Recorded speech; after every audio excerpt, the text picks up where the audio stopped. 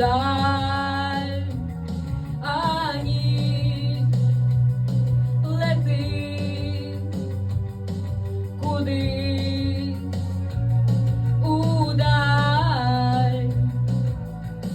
не залишаючи для нас кодів, на жаль.